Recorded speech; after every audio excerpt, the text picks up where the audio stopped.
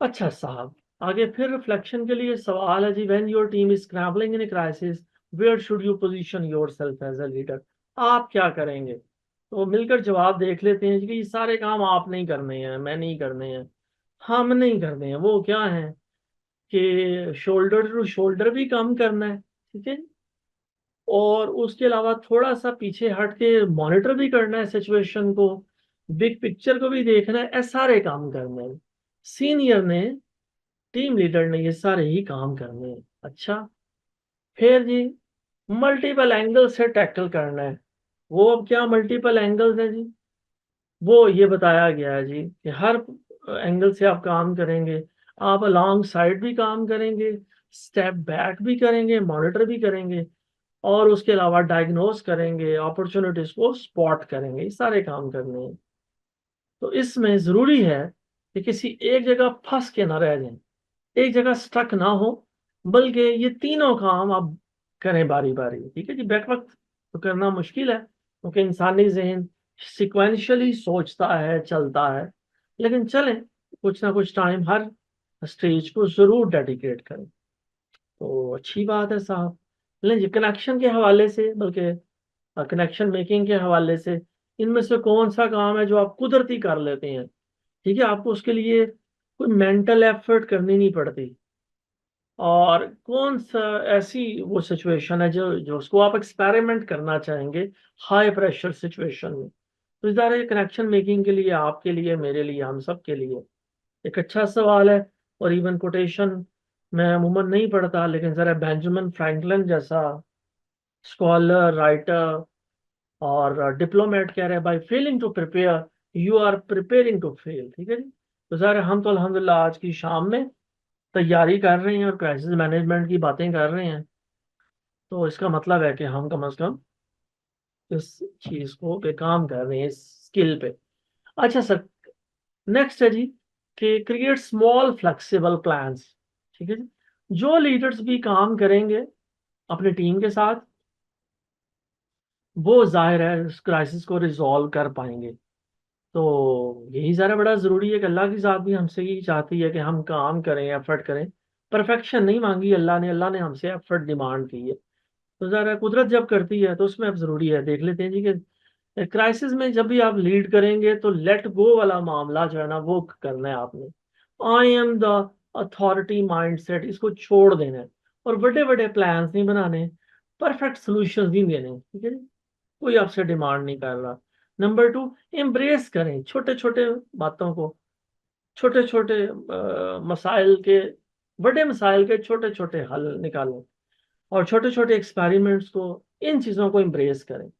और बहुत ज़्यादा अटैच ना हो अपनी पहली सोच, अपनी लाइन ऑफ एक्शन के साथ। ठीक है जी, नहीं तो वो जब नई इंफॉर्मेशन आएगी, आपके लिए आगे बढ़ना, मेरे लिए आगे बढ़ना मुश्किल होगा। यानी एक छोटी सी वीडियो देखते हैं और इस आइडिया को मजीद हाईलाइट करते हैं। What does it mean to have a plan amidst a crisis? Well, let's think back to a leader who faced really insurmountable odds in a very challenging situation. During World War II, Dwight D. Eisenhower led the preparations for the D-Day invasion. He led a team filled with strong personalities, some of whom even resented the fact that he had been named Supreme Commander. He had to bring them together, build some consensus, listen to people with different expertise. He did this quite well. He broke a very complex challenge into manageable pieces and gradually made a series of decisions that helped them formulate a strategy for D-Day. He had a wonderful saying about planning, though. He said, planning is everything, but plans are useless. What did he mean by that? Well, Eisenhower recognized that it's very difficult in crisis situations to predict just how implementation will go. There will be unforeseen circumstances, novel conditions on the ground, and you'll have to adapt. The problem, of course, is that most of us, when we plan meticulously, we spend long hours preparing to implement a course of action, we fall in love with our initial plan. And then, when our execution doesn't go as expected, what do? Do we shift to plan B or plan C? No, frankly, many of us double down. We pour good money and good effort after bad. We try to get back on course. We don't adapt. Eyes now recognize that the best planning in crisis situations involves preparing for multiple scenarios and being able to, at a moment's notice, shift gears when things don't work out as planned. And indeed, on D-Day, many of the airborne landings didn't work out as they expected, but they shifted on the fly, and they flawlessly executed the liberation of France. And so as we think about navigating crises, we want to be prepared. We're going to engage in careful planning, but we're going to think through multiple scenarios. And we're not going to fall in love with that initial plan. We're going to be ready to shift and adapt as conditions change and totally novel circumstances arise.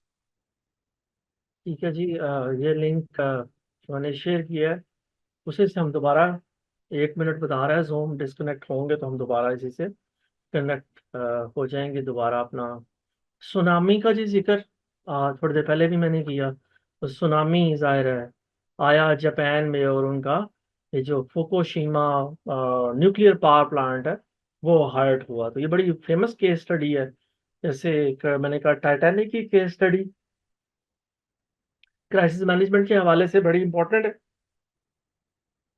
20 फिल्में बनी उस पे, और दूसरा ज़ाहिर है ये भी एक अच्छी केस स्टडी है फुकुशिमा न्यूक्लियर पावर प्लांट, तो इसका भी जिक्र हम करेंगे।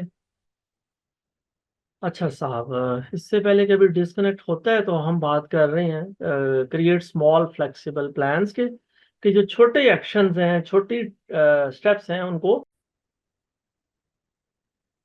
नहीं सर अल्हम्दुलिल्लाह हमने दोबारा ज्वाइन कर लिया। हमें तो,